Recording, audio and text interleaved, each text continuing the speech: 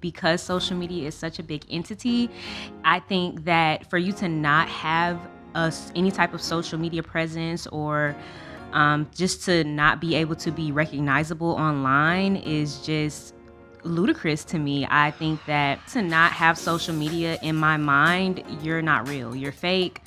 You're not even a real business. You're not credible. How can you do something for me if you don't even realize that this important marketing entity is something that is so big that you need to have?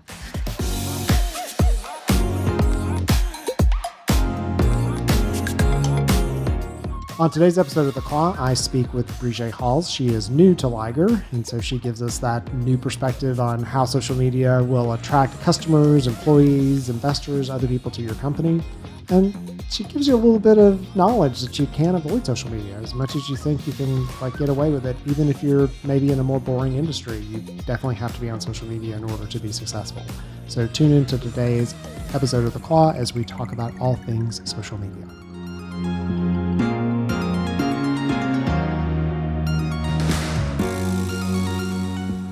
Welcome to The Claw. I'm Eric Holtzclaw, Chief Strategist at Liger Partners, and I am joined today by one of our newer additions to the Liger Pride. I think she has the best job in the company because, Brejhe Halls, she is responsible for marketing Liger. Yay. What an amazing thing to get to do. Yes. I think it would be a lot of fun. So, as you can tell, Brejhe may be a little younger than I am, so she's probably a little more hip on the whole social media thing. So Yes. I think we'll talk a little today about social media. Specifically, mostly Liger works with businesses. So we don't do as much in the consumer or kind of personal brand space, even though businesses need to have people with personal brands. I agree. But let's talk a little bit about different different platforms that businesses might use. Okay.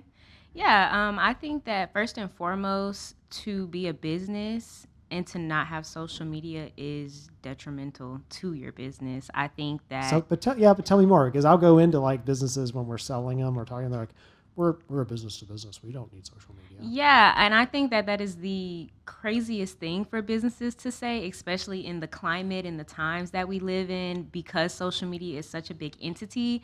I think that for you to not have any type of social media presence or just to not be able to be recognizable online is just ludicrous to me. I think that especially for a millennial or a Gen Z, or like I like to call myself, a zillennial, for you to not have social media, in my mind, you're not real. You're fake. You're not even a real business. You're not credible. How can you do something for me if you don't even realize that this important marketing entity is something that is so big that you need to have? Yeah. So if you had been applying for jobs and Liger didn't have any social media, would you have? Well, it definitely would have been, problem. Yeah, it would have been a problem. I would have been like, well, is this a real company? Especially, with so many businesses being so scammy and just so coming at you with, wait, sorry, I'm thinking too hard.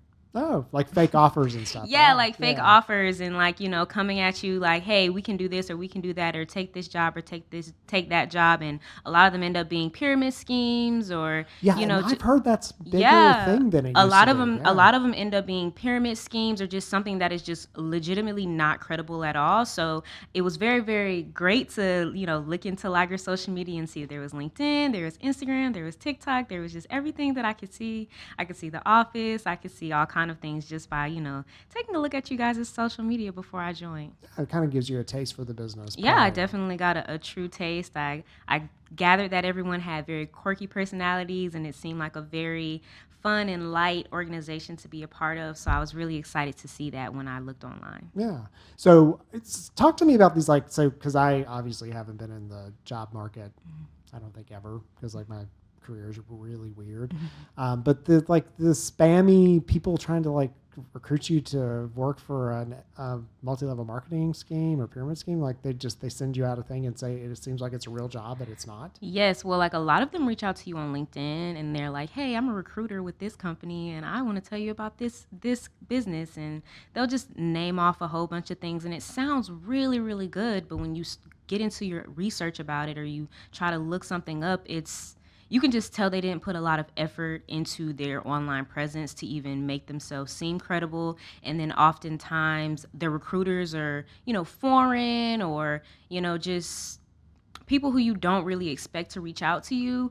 And so it's really disheartening, especially like in the workforce or like looking for a job, to think you have a catch and it's not a catch at all. It's not a catch. Yeah. And we do a lot of work in the insurance space in particular. And one of the things our customers tell us is they have a problem attracting younger talent. Yeah. They're a lot of their kind of workforce is aging out, retiring. Insurance doesn't seem like it may be the most exciting place to go to work, but you could use social media to change that. No, I definitely think that, with an insurance agency, just like I was saying earlier, with all businesses, you should definitely have a social media platform. And I think that there are a lot of opportunities for insurance agencies to leverage social media and use their online presence to attract, those younger millennials, zillennials, Gen Zers.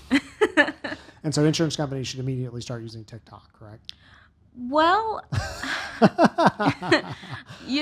I wouldn't say no. I won't say no at all because TikTok is so broad. There are sides of TikTok that I didn't even know that there were sides of TikTok. So I wouldn't say no at all. However, I think that insurance agencies and companies that are a little bit less popular should be very strategic on how they use TikTok, but it definitely could be something that's beneficial to their platform. Okay, so if I am an insurance company, what platform do you think is the best for me?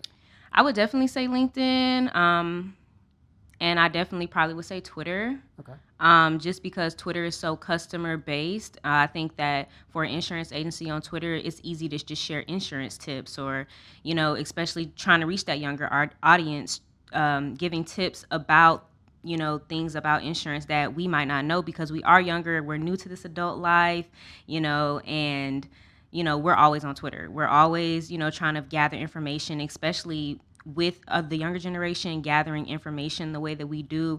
A lot of the younger generation doesn't watch the news. They get a lot of the information based off social media, which could be a good or a bad thing just because, the way that we consume content and the way that the younger generation just believes things just kind of off the dime of the hat is not so good, but there also is a lot of useful information that could be on social media as well. So I would definitely say LinkedIn. I would definitely say Twitter. And now that you've mentioned TikTok, now that I think about it, there are a lot of ideas I think that you could kind of come up with to utilize TikTok for an insurance agency. Let's come back to TikTok. So if I don't bring it back up, remind me. But okay. So thinking about,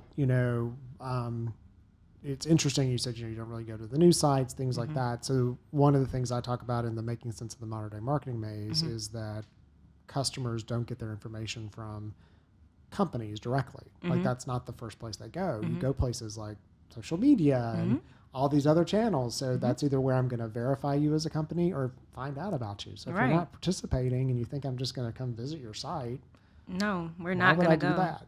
Yeah, if we go to any of your social, and I'm not going to say you just have to be on every single last social media platform, just being super consistent, but I would say at least have at least one good social media platform where you're posting on consistently. And if I get on your page and you haven't posted within the month at least, I'm going to think, oh, well, you don't really care, I understand that businesses get busy and, sometimes you can't really put into social media the way that you want, but I just want to see that there is some sort of activity going on so that I know that, you're credible and that you know what you're talking about and you see social media as a profitable marketing entity and you're trying to leverage that. Yeah.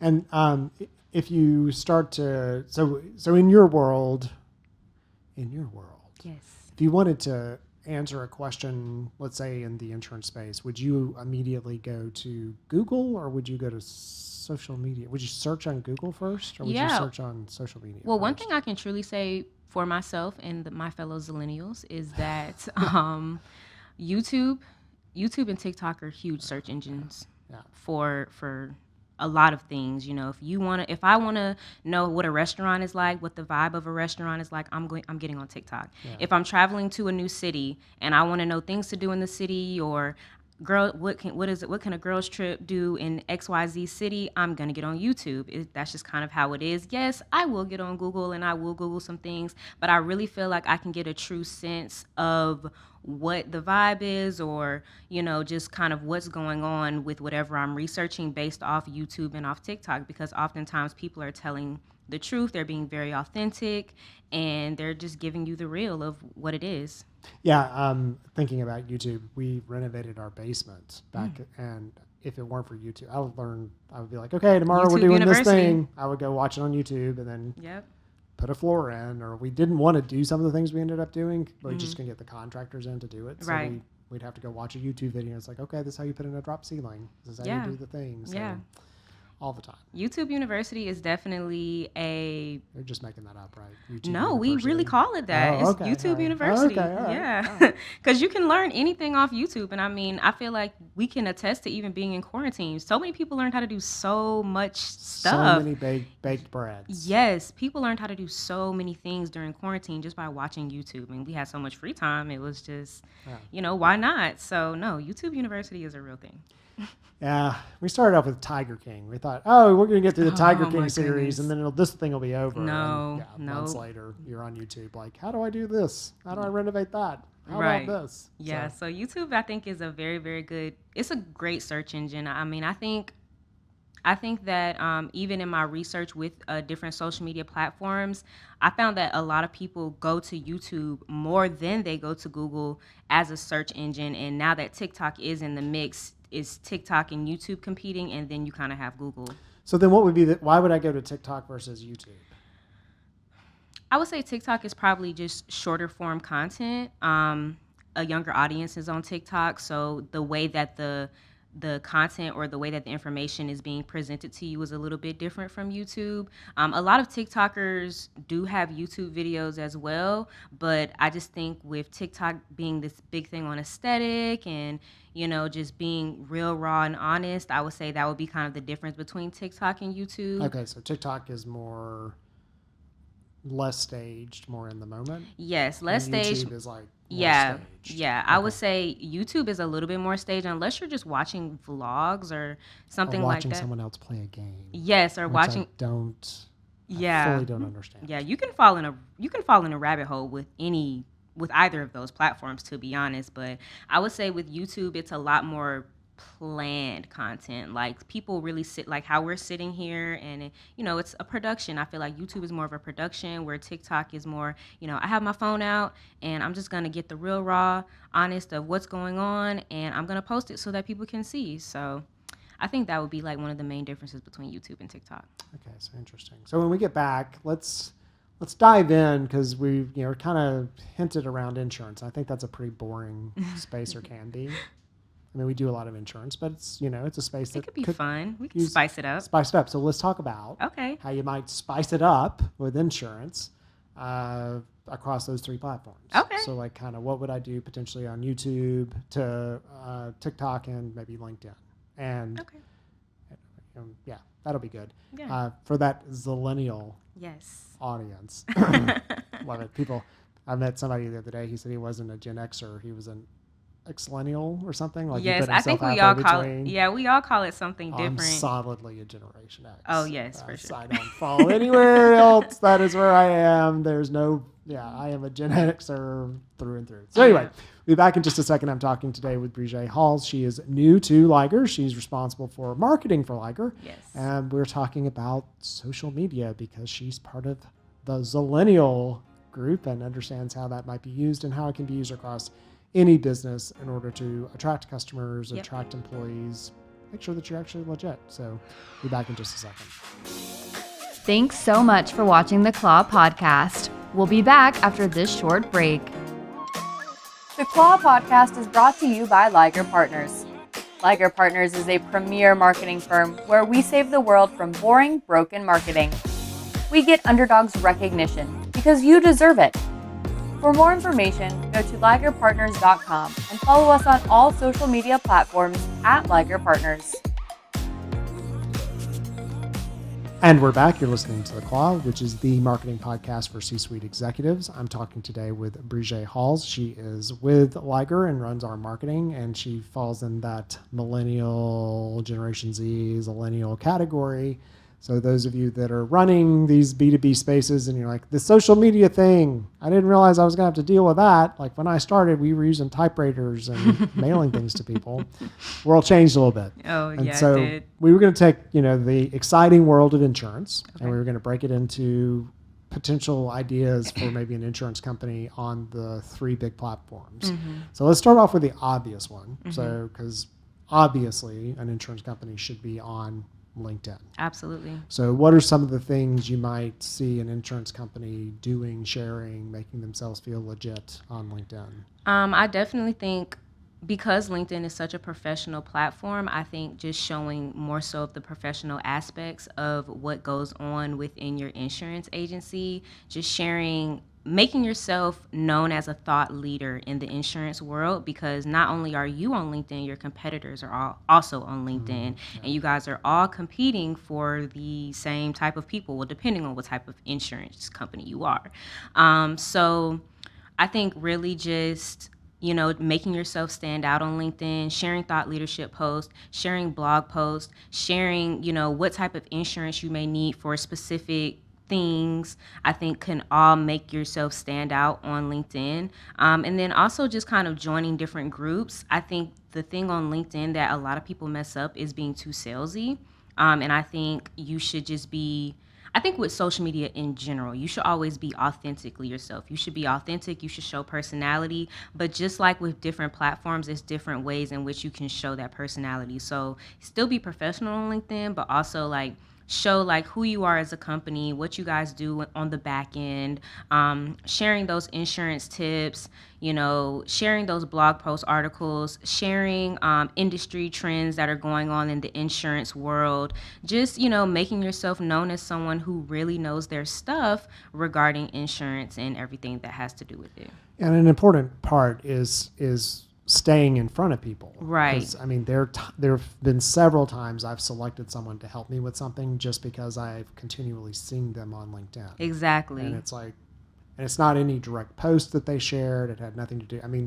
Their content needed to be useful and but I would get to a need. And I was like, oh, I follow, Samantha on LinkedIn, and I keep seeing her post, and I know she's in this category. I'll reach out to her. Right, and I think that even what I was talking about earlier with just being consistent on your social media platforms, it can really just go a long way, even if it's not the best looking content or it's not, I think a lot of people on social media want this perfection thing, but I feel like consistency oftentimes beats perfection, because you can be consistent and you can improve. But if you don't post, then there's no room for improvement. So now you're not posting and now you're not perfect. So how do you feel now? I know. So I know. And I talk about progress over perfection. Right. Progress over perfection. And, exactly. You can rethink the words and do all kinds of things. And just post it. Yeah. So one thing that you shared in the first section that I thought was really interesting is YouTube as a search engine, which I think I use Google and then end up on YouTube. Right. But, That's how it works. Oftentimes, you always end up on a video. Yeah. Because video content is king, especially in 2022. Well, it's easier sometimes too because they can show you something while they're explaining it. Where if you read it, you're like, I'm not exactly sure what that means. Right. And I'm such a visual learner, so I always find myself needing a video. I will play a video, I will pause the video, and then I'll do it. Yeah. I'll play the video, then I'll pause it, then I'll do it. So well, it's like I love to cook, and there's Cooks Illustrated, which makes these really complicated recipes, and Milk Street same. And if you try to read the recipe, you're kind of like, but if you can watch them, it's like it's a combination of both of those that kind of get you there. So as an insurance company, what would be some things that I might do on YouTube? Yeah, so I would say, I know we're talking about YouTube, but I would say TikTok and YouTube go hand in hand, because on TikTok you can get more of that short form content, and on YouTube you can make that short form content into longer form content. So you can share these tips and these tricks on YouTube and make it a longer in-depth video, with all of the stops. But then you can take it over to TikTok, and it can be a quick, short form video that would guide people over to your YouTube channel to get more of the information and more of the knowledge. So I know a lot of big things on, like, even like financial TikTok. Like, someone will be on TikTok and they're like, hey, these are 5 things that you should do to build your credit. And they'll just name the 5 things. But if you want a more in-depth look on these 5 things and those 5 things that they mentioned on how to build your credit, you're going to take it over to the YouTube channel so that you can really get your notepad and, like, back to YouTube University and, learn as much as you can about said entities. So I think that they definitely could go hand in hand. Just sharing those tips and tricks, again, to attract the Zillennial, the Millennial, the Gen Zer about things regarding insurance that we might not know. Because I know for myself, there's probably so much that I know just about that I don't know regarding insurance that, someone on TikTok or someone on YouTube could teach me. Yeah, I'm sure there's at least some beginning objective. So Right. when you're doing that, how many people do you pay attention to? Do you go and like look at 2 or 3, or do you look at one? Like, how do you know? I think it just honestly depends on how beneficial I thought the content to be. So one video, I might feel like I have it, but also me just being the type of person I am, I'm gonna go to a couple of different people. But what you find on YouTube is that everyone kind of says the same thing. But it's about how you present the information, and I think that's what makes content creators and video creators stand out. It's about the personality. It's about how you're giving the information. So, someone could be very in your face, hey, this is how you da da da da da da da, but they have people that are like, hey, this is how you can do this, and you should do this, and you should do this, and you should do this, and they give it to you straight up.